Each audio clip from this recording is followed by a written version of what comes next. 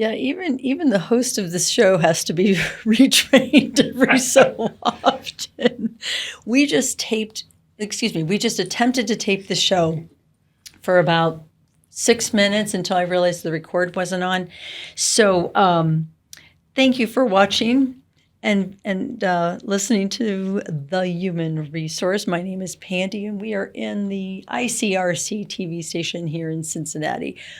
I've got Doug Goodwin, co-founder of the Center for Great Workplace Performance, with me today. And I'm so excited about this. I think I was so excited I forgot to push record is the main problem here, because I met Doug here a while ago, and what he shared with me in regards to their new program and what they're now able to offer employers in regards to training just swept me away. I have beat you guys up on how important it is to train your supervisors, your leadership team, your managers, your team leads, right? And now I found a solution. I found an organization that has absolutely refined this technique and this process. You are going to love what you have to hear from Doug. Doug, just tell our viewers, where did this start and how did you get into this? Well, fantastic. First, thank you for having me here today. I love sitting down and talking to you. This is so much fun. But I actually got into workforce development myself on accident. I was promoted to a manager because I was good at what I did. Yeah. Had no clue what I was doing. And eventually there came time where cuts were going to be made. And I had this wonderful team and I didn't want to cut anyone. So I actually went out and found jobs for the people that I had to cut. And so that kind of got me into workforce development. Like, I really kind of like doing that. I'd been developing these people and I wanted to take it to the, once I did that, I wanted to take it to the next level. So that was my accidental entry into workforce development. But then a gentleman here in town who had originally created something called the GMP Institute that was all about management development and training for the frontline managers, but in the life sciences industry specifically. He had built that business up, sold it, retired.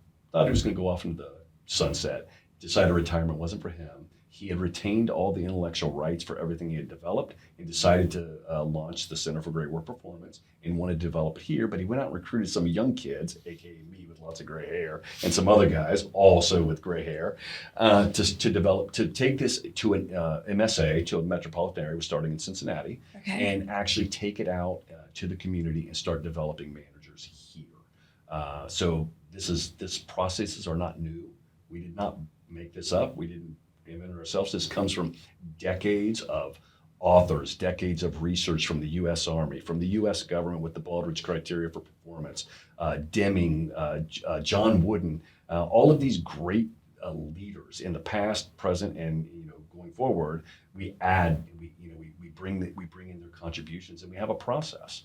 And it's not a one size fits all. It's not a workshop that you show up and check box off. It's a process you go through. Everyone says that, but break it down a little bit further.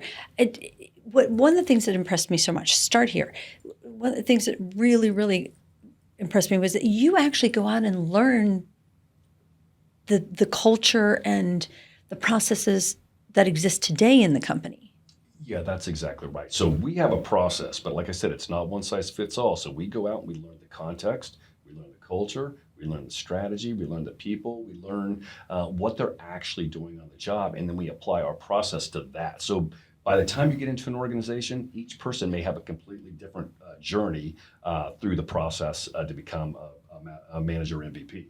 And different companies certainly have a different process. It's unique and customized to each and every one of them. You just said manager MVP. Yeah. What is that? That's the name of the process. So it's masterful, valuable professional is the MVP. It's not most valuable player. So we have a name for it. It's a brand so that people can go through that. And at the end of that, they get a certification that says, I am an MVP. And then when they go out into the community and they talk to other managers that are also MVPs, they have a common language about management and about developing people, about running process and projects. And credentials are hard to get when you're talking about a supervisor, your manager, or team lead. Unless it's specific to their industry, we really don't offer a lot in terms of credentials to that kind of expertise? Yeah, there's really not enough. I mean, we all have to have something to work for, and let's be honest, credentialing is the way we're heading in an economy more than heading off to get an MBA or a 5-year, spending 4 or 5 years at university. Yeah. Credentials and skills, because things are changing so fast now, we just have to keep moving. Yeah. And so that's kind of the beauty of manager MVP. It's a process that evolves with the person and with the organization. Oh, this is exciting. Talk to me about how an employer would choose somebody to be in this program. Yeah, so what we ask them to do is look for people they're ready to invest in, somebody they want to go in for the long haul with, somebody who they feel strong about, that has not just the technical skills, but has some of those essential work skills already built in that we then can develop them and make them an all-star for that employer. It's really about investing in them.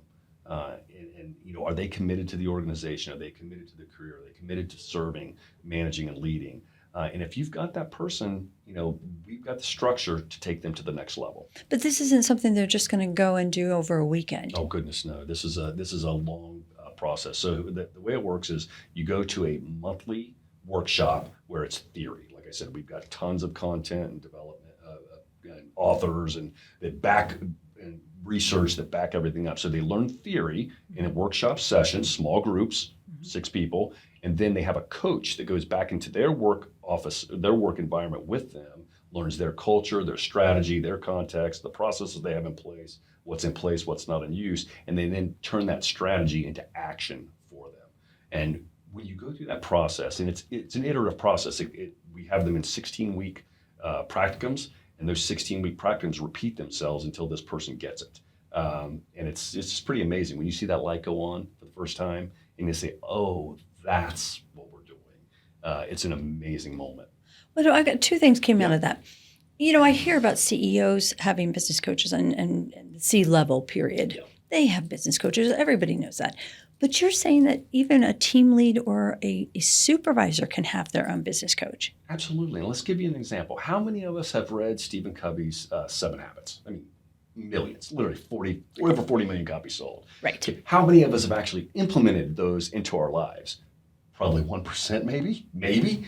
So that's one of the things we do. We take them through that process of how to implement that into their work life and into their personal life as well. But yeah, that takes coaching. You can't just read a book because it won't happen. You have to have somebody who's been there, done that, and kind of helps you, looks at you with a different set of eyes and walks you through it until you get it. Well, I got a phone call today from a woman in Florida, and she said, "I hate the video training. I absolutely hate it." She said, "There's no real accountability." She said, "I caught one individual on his phone talking to his girlfriend during the whole thing. And the quizzes, for most of them, are you keep answering until you get the answer right." Your training is so custom and so specific, and yet anybody can, you're flexible and adaptable enough that anybody can go into this program. Yeah, without a doubt. And I think you just nailed something. On like any kind of digital training, how do you know if the person's really engaged? But when you're face-to-face, you can tell if they're engaged or not. And part of our solution is we go back to the stakeholder, the executive, and we tell them how their folks are doing, how they're progressing. Here's what we're finding. Here's what we're learning about, and help them so they can grow their business strategically as well. But if someone's not engaged and they don't really want to be there, we tell them, say, "Hey, you need to stop investing in them. Here, take the money you've already paid us and let's apply it to someone else. Someone who's more willing to, someone who's, we use the term ready, able, and willing, raw. Yeah. So somebody who has that raw factor. If they don't have it, don't spend any money on them." Well, and gosh, what valuable information. You and I both know that millions of dollars are spent in training, and it's still a square peg trying to be fit into a round hole. Right. They are just, well, of course, when I have to promote my book again, Marcus Buckingham, First Break All the Rules. One of these days, I'm going to meet him again. Yeah. And one of these days, he's going to realize what a big fan I am of that book. But you can't just, to your point, take somebody who's really good at something and move them into a managerial role or of higher responsibility and authority and not equip them or be assured that they're the right person. Yeah, it's actually 2 negatives if you think about it. So you take someone who's really good at doing something, so you pull them away from that, so that team just got weaker, and you put them into something that they're not prepared for. Good You know, so if point. you, and so you've actually made a double negative. You know, so if you're going to move them, they deserve it. They've earned it. You're ready. You're invest in them, develop them, help them, give them the resources so they can be great and they can develop the next superstar where they, just like they were. Yeah. Yeah. Um, where's the territory? What companies are you looking for? Yeah, so right now we're an MSA based organization. So we're focused on the greater Cincinnati area right now, and then we've started a footprint in Columbus, Ohio as well. And so we built the system here in Cincy, and then we'll apply it elsewhere. So right now we're working with some construction companies, working with some advanced manufacturing organizations, and even a tremendous little restaurant chain that has just been the most fun. You would have never thought you could have that much fun working at a restaurant, but it's there. And also a major metropolitan police force. Which I probably just told you which one that was. Well, the important thing though is you're watching the results Yeah. and you're experiencing it with them, which is something that most companies can't say that they actually had somebody who did something specific for them. How do they learn more about I the would go center? to cgwp.org and then reach out to us and start the conversation. And again, viewers, listeners, if you want more information and you can't get a hold of Doug, just reach out to the show or send me an email and I will get you connected. But I'm telling you right now, he's coming back.